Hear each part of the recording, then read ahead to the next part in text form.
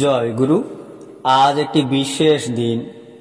আজ বিশুদ্ধ সিদ্ধান্ত পঞ্জিকা মতে 28শে শ্রাবণ 13ই আগস্ট বুধবার। আজ শ্রী শ্রী ঠাকুর ও শ্রী শ্রী বড়মার শুভ বিবাহ বার্ষিকী। আজ এই পুণ্য দিবসে জেনে নেব এই তথ্যগুলি শ্রী শ্রী ঠাকুর ও শ্রী শ্রী বড়মার শুভ বিবাহ সম্পর্কে। গুরু কিঙ্কর পান্ডেদা জয়তু জননীমে গ্রন্থে লিখেছেন, পরম পুরুষ যখন পৃথিবীতে অবতীর্ণ হন তখন তার সঙ্গে লীলা সঙ্গিনী রূপে পরমা প্রকৃতিও আসেন। শ্রী শ্রী ঠাকুর পরম পুরুষ, শ্রী শ্রী বড়মা পরমা প্রকৃতি। পরম পুরুষকে সাধারণ জীব ঠিক মতো চিনতে পারে না, স্বয়ং পরম পুরুষ ধরা দিলে চেনা যায়। আবার প্রকৃতি তাকে ঠিক মতো জানতে পারেন। শ্রী শ্রী ঠাকুর শ্রী শ্রী বড়মা সম্বন্ধে যা বললেন, তোমাদের ঠাকুর মেয়ে হয়ে জন্মালে যা হতো তোমাদের বড়মাও তাই। শ্রী শ্রী ঠাকুর ও শ্রী শ্রী বড়মার বিবাহ সম্পর্কে কিছু তথ্য। ওদিকে কন্যার মাতা কন্যার পিতা রামগোপাল ভট্টাচার্যকে পাত্রের পিতা শিবচন্দ্র চক্রবর্তীর নিকট পাঠিয়ে দিলেন। তারপর শুরু হলো মেয়ে দেখার পালা।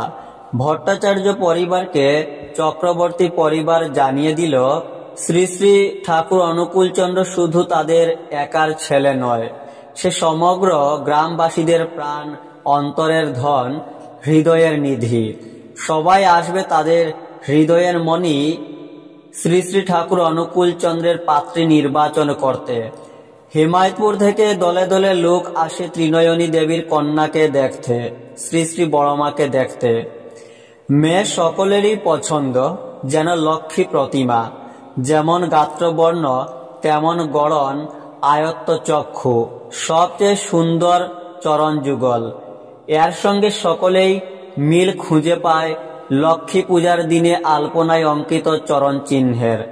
হবু শ্বশুর শাশুড়ি সকলেই সরসীবালাকে অর্থাৎ শ্রী শ্রী বড়মাকে দেখে মুগ্ধ হলেন এবং তাদের পছন্দের বার্তা রামগোপালের গৃহে পৌঁছে গেল।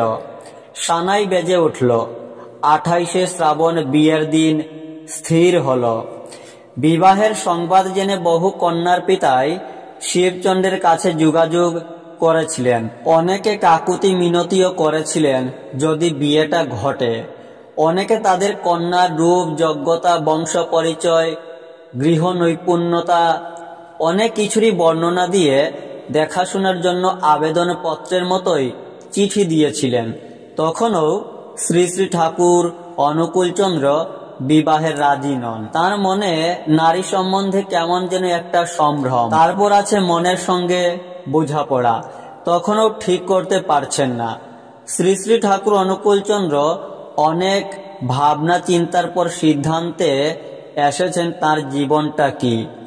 ভাবেন তার সঙ্গে যে কোনো সাধারণ নারীর বোঝাপড়া করে সংসার পালন ঘটবে কি, ভয় হয় তার।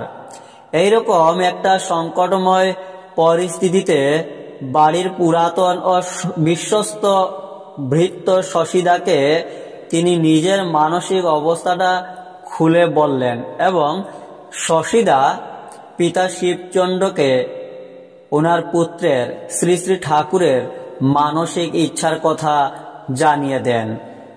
উভয় পক্ষেই এই প্রস্তাবে খুশি। দুই বাড়িতেই আনন্দের বন্যা বয়ে এলো। 1313 সালের 28শে শ্রাবণ, ইংরাজি 1906 সালের 13ই আগস্ট সাড়ম্বরে শ্রী শ্রী ঠাকুরের সহিত শ্রী শ্রী বড়মার শুভ বিবাহ সুসম্পন্ন হয়ে গেল। বারটি ছিল সোমবার। জয় গুরু।